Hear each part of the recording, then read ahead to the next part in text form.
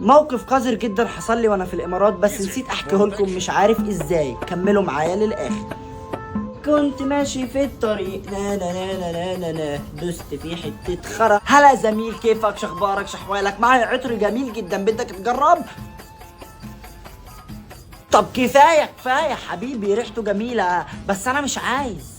معلم والله كتير عليها تخفيض اليوم، نصف التمن تخفيض. لا والله نص التمن؟ اي والله. جرب تاني، جرب. كفاية. نهار اسود، بخلص نص الازازة عليا، لازم اخدها. طب هو كام سعرها؟ دي سعرها 400 بس عليها خصم اليوم 50%، بيصير سعرها 200. تتكلم بجد؟ ده حلو قوي قوي، ده انتوا ارخص من عندنا في مصر. احلى 200 درهم.